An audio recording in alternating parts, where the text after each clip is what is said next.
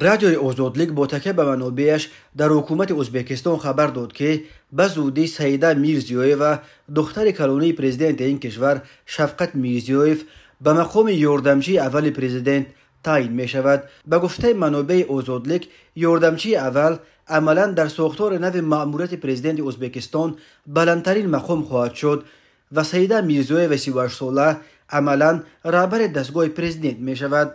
تا کنون چنین تجربه تعیین فرزندان پرزیدنت به مقام رهبر دستگاه پرزیدنت در کشورهای سابق شوروی تنها در تاجیکستان وجود داشت که از سال 2016 به این سو اینک 7.5 سال باز رهبری دستگاه اجرایی پرزیدنت این کشور امامعلی رحمان را دختر دویمش آزاده رحمان در دست دارد. به گفته منابع آزادلیگ، عزیز معروفوف مقام یاردمچی پرزیدنت و عملا نفر دوم در دستگاه میرزیویف را حفظ می کند. کامل علمجانوف سخنگوی سابق پرزیدنت و از افراد خیلی نزدیک به سیده میرزیویف و رهبر دپارتمنت در مأموریت پرزیدنت و عملا رهبر سیوم در این مرکز عمده‌ترین قبول قرارها در ازبکستان خواهد شد.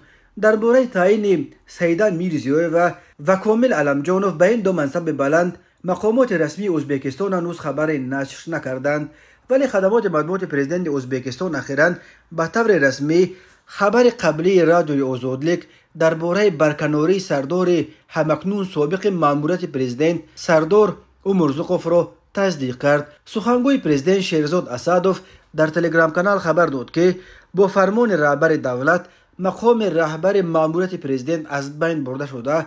امرزقوف به منصب پستر مشاور پرزیدنت اوید به سپارش‌های ویژه تعیین شده است. هنوز معلوم نیست که سردار امرزقوف که از ماه ایول سال 2022 رهبری مأموریت پرزیدنت ازبکستان را بر عهده داشت در چارچوب اصلاحات ساختار این نهاد برکنار شده است و یا برای آشکار شدن کمبودی‌ها در کارش.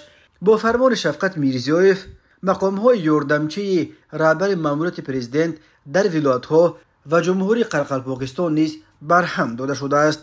در اول سال جاری درباره سر زدن اختلاف‌ها بین حکومت و مأموریت پرزیدنت ازبکستان گزارش‌ها به دست رسیده بود.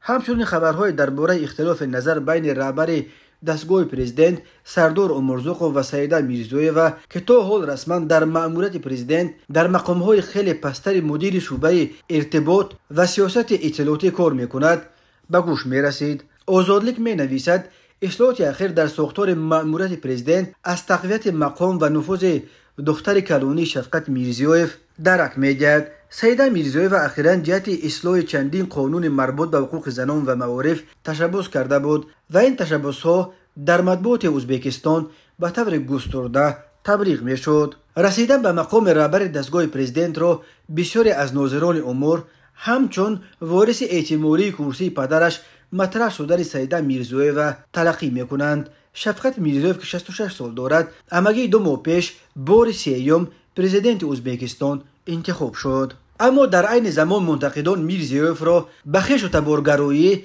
در سیاست کادریش عیب‌دار می‌کنند. رادیوی آزادلیگ اخیراً در یک گزارش تحقیقاتی از تعیین بیش از 20 تن از خویشاوندان میرزیویف با شمول دختران و دامادهایش به مقام‌های بلند خبر داد.